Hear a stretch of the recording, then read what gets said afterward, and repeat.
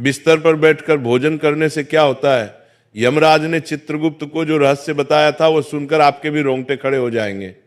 तो चलिए जानते हैं कि मनुष्य को बिस्तर पर बैठकर भोजन क्यों नहीं करना चाहिए। एक बार यमलोक में यमराज अपने सभागार में सिंहासन पर विराजमान थे और उनके समीप चित्रगुप्त बैठकर विनम्रता पूर्वक बात कर रहे थे। वार्तालाप के दौरान चित्रगुप्त ने यमराज से जिज्ञासा प्रकट की, हे प्रभु, कृपा करके मेरी कुछ शंकाओं का समाधान कीजिए। मनुष्य को भोजन किस प्रकार से करना चाहिए? भोजन करने के लिए उचित दिशा और स्थान कौन सा है? किन स्थान पर बैठकर भोजन नहीं करना चाहिए? भोजन से पूर्व क्या करना चाहिए और भोजन के बाद क्या करना चाहिए? किसके घर का भोजन नहीं करना चाहिए? किन स्थान पर बैठकर भोजन करने से आयु कम होती है? कृपया करके मेरे इन सभी प्रश्नों का उत्तर दीजिए। यमराज मुस्कुराए और चित्रगुप्त को उत्तर देते हुए बोले, हे चित्रगुप्त, तुमने बहुत उचित प्रश्न पूछे हैं। वास्तव में इन सभी प्रश्नों का उत्तर मनुष्य के आचार व्यवहार और उसकी आदतों में छिपा होता है। जैसा आचरण मनुष्य करता है वैसा ही फल उसे भोगना पड़ता है। अच्छे आचरण से सुख और दीर्घायु प्राप्त होती है, वहीं अनुचित आदतों के कारण दुख और अकाल मृत्यु तक हो सकती है। मनुष्य को भोजन करते समय शास्त्रों के नियमों का पालन अवश्य करना चाहिए। जो भी मनुष्य शास्त्रों के नियमों का पालन करते हुए भोजन ग्रहण करता है वो निश्चित ही दीर्घायु होता है। उसका शरीर रोग और व्याधियों से दूर रहता है, उसके शरीर में पाप वास नहीं करते हैं। इसीलिए भोजन करते समय मनुष्य को दिशा, स्थान, समय और उम्र का ध्यान अवश्य रखना चाहिए।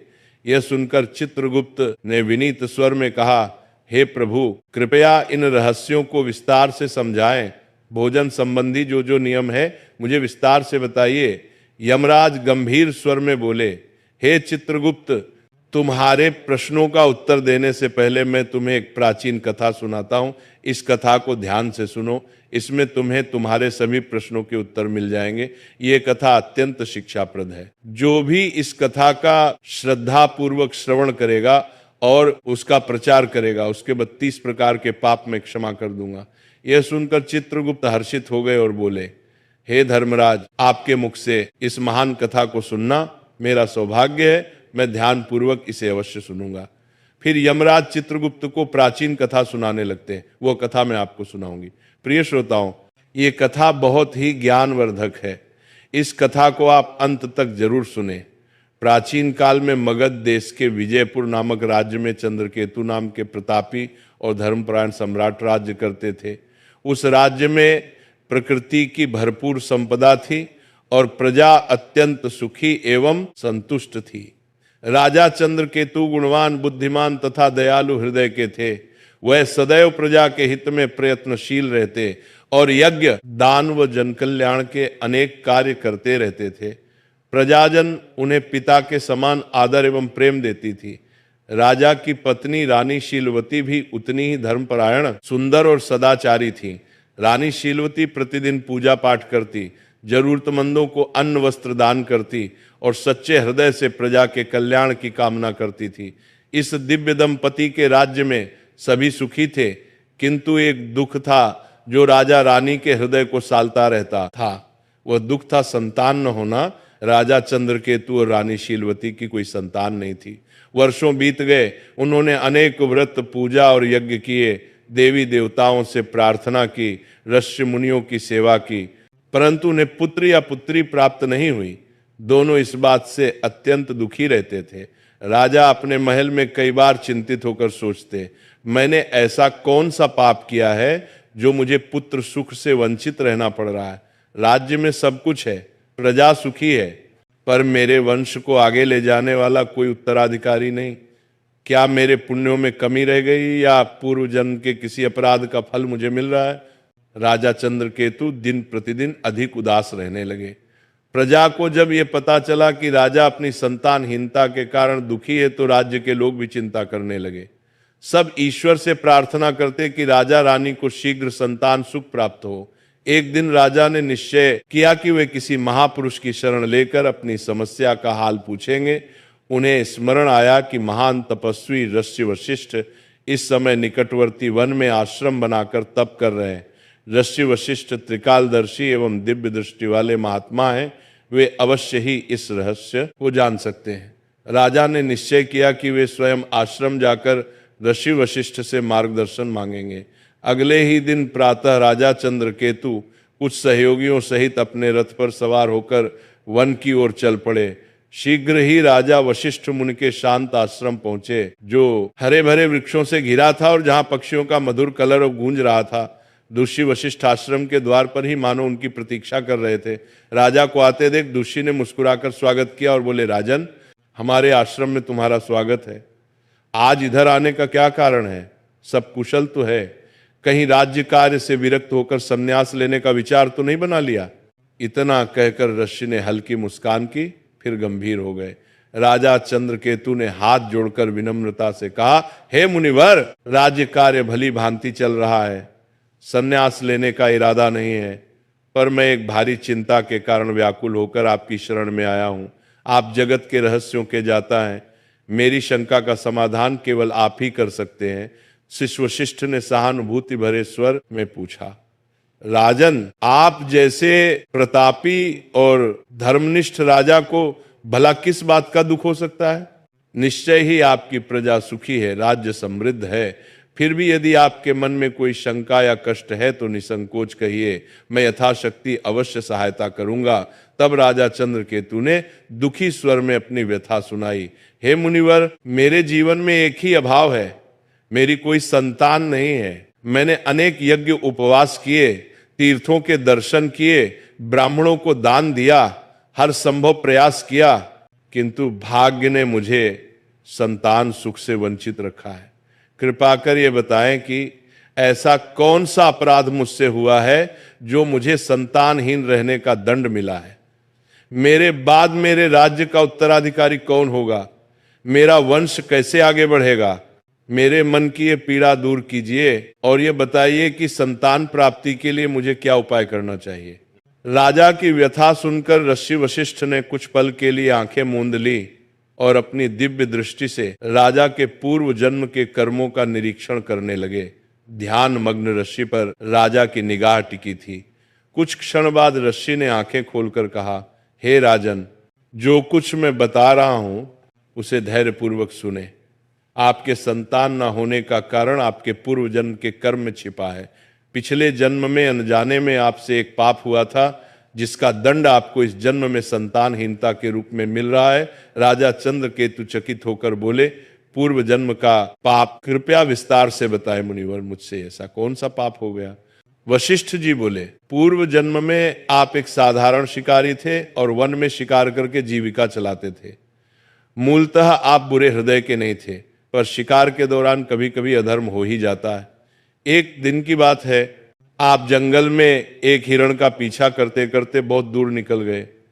वहां एक हरी भरी जगह पर एक गौ माता अपने बछड़े को दूध पिला रही थी। दुर्भाग्यवश आपको वह दिखाई नहीं दी। आपको लगा शायद हिरण झाड़ियों के पीछे है और आपने उसी ओर तीर चला दिया। वह तीर सीधे उस गौ माता को जा लगा। बेचारी गाय बुरी तरह घायल हो गई और पीड़ा से भूमि पर गिर पड़ी। उसका बछड़ा डरकर कांपने लगा। जब आपको अपनी भूल का पता चला तो आप बहुत पछताए और भागकर गाय के पास पहुंचे। आपने तुरंत उपचार का प्रयत्न किया, पर कुछ देर बाद उस गाय ने तड़प कर प्राण त्याग दिए। हे राजन, गौ माता को अकारण कष्ट पहुंचाने के कारण ही आपको वर्तमान जन्म में संतान सुख से वंचित रहना पड़ा है। गाय परम पवित्र प्राणी है और उसे गौ माता कहा जाता है। उसकी पीड़ा का पाप बहुत बड़ा होता है। भले ही वह अनजाने में हुआ, लेकिन पिछले जन्म में आपके हाथों यह पाप हुआ था, इसलिए इस जन्म में आपको पुत्रहीन रहने का श्राप मिला। पूर्व जन्म का यह रहस्य सुनकर राजा चंद्रकेतु के नेत्रों से आंसू बहने लगे। वे दुखी होकर बोले, मुनिवर, मुझे पछतावा है कि पिछले जन्म में मुझे ऐसा अनर्थ हो गया। मैंने अज्ञानवश गोहत्या का पाप किया। अब बताइए कि इस पाप से मुक्ति का कोई मार्ग है क्या? कोई प्रायश्चित है जो मैं कर सकता हूं? कृपा करके मुझे इस पाप से उबरने का उपाय बताएं। ऋषि वशिष्ठ ने कोमल स्वर में कहा, हे राजन, हर पाप से प्रायश्चित द्वारा मुक्ति संभव है। यदि मनुष्य हृदय से प्रायश्चित करना चाहे, आपके मामले में भी उपाय है। गौ हत्या या गौ को कष्ट देने के प्रायश्चित स्वरूप आपको गौ सेवा करनी चाहिए। आप पूरी निष्ठा से गायों की सेवा करें, भूखी गायों को चारा पानी दें, गौशालाएं बनवाएं, बीमार गायों का उपचार करवाएं और गौ माता के प्रति प्रेम एवं भक्ति रखें। गौ सेवा से बढ़कर कोई पुण्य नहीं है। इसी से आपके पूर्व जन्म के पाप का शमन हो सकेगा। राजा चंद्रकेतु ने आशिक के चरण पकड़ लिए और कृतज्ञता से बोले, मुनिवर, आपने मेरी आंखें खोल दी। मैं अवश्य आपके बताए मार्ग का पालन करूंगा। गौ माता की सेवा करके ही मैं अपने पाप धोने का प्रयास करूंगा। दस्य वशिष्ठ ने आशीर्वाद देते हुए राजा को विदा किया। राजा चंद्रकेतु आश्रम से लौटकर पूरी निष्ठा के साथ गौ सेवा में जुट गए। उन्होंने राज्य भर में गौशालाएं बनवाई और स्वयं प्रतिदिन गायों की देखभाल व पूजन करने लगे। रानी शीलवती भी गौ माता की सेवा में बराबर लगी रही। उन्हें पूर्ण विश्वास था कि गौ सेवा से उनके जीवन का अंधकार अवश्य दूर होगा। कई महीनों तक निरंतर श्रद्धा पूर्वक गाय की सेवा करने के बाद भगवान ने उनकी प्रार्थना सुनी। रानी शीलवती ने अंततः एक सुंदर पुत्र को जन्म दिया। वर्षों बाद संतान सुख पाकर राजा रानी की खुशियों का ठिकाना न रहा। पूरे राज्य में आनंद मनाया गया और उस शुभ अवसर पर प्रजा ने भी हर्षोल्लास से उत्सव मनाया। समय बीतता गया। राजकुमार हृष्ट पुष्ट बालक के रूप में बड़ा होने लगा। राजा रानी ने उसका लालन पालन बड़े लाड प्यार से किया। वर्षों बाद संतान मिलने के कारण राजकुमार की प्रत्येक इच्छा पूरी करते थे। माता पिता को प्रसन्न रखने के लिए महल के सेवक भी राजकुमार को दुलार देते और कभी किसी बात के लिए उसे कठोर अनुशासन में नहीं रखा जाता था। अत्यधिक लाड़ प्यार के कारण राजकुमार अनुशासनहीन होने लगा था। हालांकि वह हृदय से बड़ा नहीं था। बचपन से ही उसे मन मर्जी करने की छूट मिल गई थी। वह सुबह देर तक सोया रहता और बिना नहाए धोए रसोई से नाश्ता मांग लेता। कभी भोजन कक्ष में जाने का कष्ट नहीं करता, बल्कि बिस्तर पर ही भोजन करने की जिद करता। महल के दास दासियां सोने की थाली में तरह तरह के पकवान सजाकर राजकुमार के शयन कक्ष तक ले आते। राजा या रानी उसे डांटते टोकते नहीं थे और सेवक भी उसकी हर इच्छा पूरी करते थे। राजगुरु सहित कुछ बुजुर्गों ने कभी कभार राजकुमार को समय पर स्नान करने और उचित स्थान पर बैठकर खाने की सलाह भी दी, परंतु माता पिता ने प्रेमवश उसकी गलतियों को अनदेखा कर दिया। रानी शीलवती भी बेटे की हर फरमाइश पूरी करती थी और चाहती थी कि उसका बचपन हंसी खुशी बीते। इस प्रकार राजकुमार युवा किशोर अवस्था तक आया। देखते देखते वह 16 वर्ष का हो गया। राजा चंद्रकेतु ने मन ही मन उसे अपना उत्तराधिकारी मानना शुरू कर दिया था, किंतु विधि को कुछ और ही मंजूर था। 16 वर्ष की आयु में राजकुमार अचानक एक गंभीर रोग से पीड़ित हो गया। राजवैद्य ने इलाज में कोई कसर न छोड़ी। दूर दूर से वैद्य बुलाए गए और यज्ञ प्रार्थनाएं भी की गईं, किंतु कुछ भी कारगर नहीं हुआ। कुछ ही दिनों के भीतर दुर्भाग्यवश उस किशोर राजकुमार ने अपने प्राण त्याग दिए। इस आकस्मिक वज्रपात से राजा रानी पर दुखों का पहाड़ टूट पड़ा और पूरे राज्य में शोक छा गया। इस घटना के बाद राजा चंद्रकेतु ने राजपाट त्यागने का निर्णय कर लिया। उन्होंने अपने भतीजे को राज्य सौंप दिया और रानी शीलवती के साथ वन में ऋषि वशिष्ठ के आश्रम जा पहुंचे। ऋषि वशिष्ठ ने राजा रानी को अत्यंत शोकाकुल देखा तो स्नेहपूर्वक कारण पूछा, राजन, आप इतने व्यथित क्यों हैं? राजा चंद्रकेतु ने रोते हुए अपने पुत्र की अकाल मृत्यु की कथा ऋषि को सुना दी। तब ऋषि वशिष्ठ ने ध्यान लगाकर अपनी दिव्य दृष्टि से कारण जानने के बाद कहा, हे राजन, आपके पुत्र की आयु क्षीण होने का कारण उसके अपने ही आचरण में था। आपको पूर्व जन्म के पुण्य फल से पुत्र की प्राप्ति तो हुई, किंतु आपके पुत्र ने बचपन से ही कुछ ऐसी अनुचित आदतें अपनाई जिनके परिणाम स्वरूप उसे अल्पायु में ही मृत्यु का सामना करना पड़ा है। आपका पुत्र प्रतिदिन बिना स्नान किए भोजन करता रहा और प्रायः बिस्तर पर बैठकर ही भोजन करता रहा।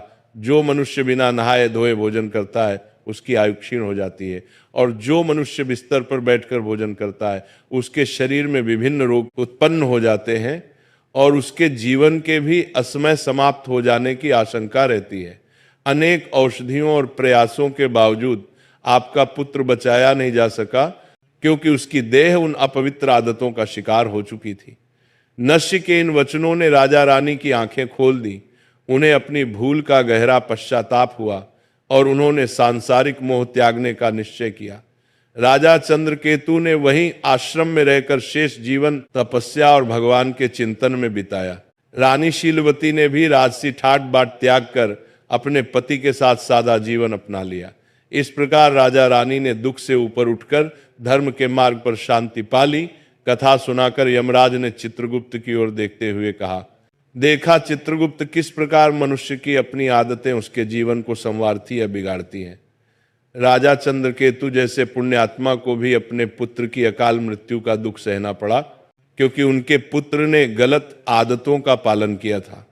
अतः प्रत्येक मनुष्य को सावधान रहना चाहिए कि वह किस प्रकार का आचरण कर रहा है। मनुष्य को सदैव भोजन करने से पूर्व शारीरिक शुद्धि कर लेनी चाहिए। अपने 5 अंग, दोनों हाथ, दोनों पैर तथा मुखमंडल को अच्छी तरह जल से धोना चाहिए। यदि संभव हो तो भोजन से पूर्व स्नान करके पवित्र होकर ही अन्न ग्रहण करना चाहिए। बिना स्नान किए भोजन करना शास्त्रों में वर्जित है। ऐसा करना पशुओं जैसा आचरण माना गया है और इससे आयु कम होती है। साफ सफाई के बाद ही मनुष्य को अन्न ग्रहण करना चाहिए। भोजन आरंभ करने से पूर्व मनुष्य को अन्नपूर्णा देवी तथा परमात्मा को स्मरण कर धन्यवाद देना चाहिए, जिनकी कृपा से भोजन प्राप्त हुआ है। साथ ही प्रार्थना करें कि संसार के अन्य सभी प्राणियों को भी आहार प्राप्त हो। इस प्रकार मन ही मन ईश्वर को प्रणाम करके आदर पूर्वक भोजन करने से अन्न पवित्र रहता है और वह शरीर को पूर्ण पोषण देता है। भोजन करते समय बैठने का स्थान भी शुद्ध और उचित होना चाहिए। जमीन पर चटाई बिछाकर पालथी मारकर बैठकर भोजन करना श्रेष्ठ माना गया है। बिस्तर पर बैठकर भोजन करना अशुभ तथा स्वास्थ्य के लिए हानिकारक होता है। शैया पर अन्न ग्रहण करने से अपवित्रता बढ़ती है और शरीर विभिन्न रोगों का घर बन जाता है। हे चित्रगुप्त, 3 प्रकार का भोजन मनुष्य को कभी नहीं करना चाहिए। पहला वह भोजन जिसके ऊपर से कोई व्यक्ति पैर रखकर चला गया हो या जिसे किसी ने लांघ दिया हो। ऐसा अन्न अपवित्र हो जाता है और उसे खाने से उम्र घटती है। वो तरह तरह के रोग लगते हैं। उस भोजन को पशुओं को डाल देना चाहिए। दूसरा वह भोजन जिसमें बाल, कीड़े या कोई अन्य शुद्ध वस्तु गिर गई हो। यदि थाली के भोजन में बाल निकल आए तो समझना चाहिए कि वह अन्न त्याग देने योग्य हो गया है। ऐसा अन्न न स्वयं खाना चाहिए, न भगवान को भोग लगाना चाहिए। ऐसे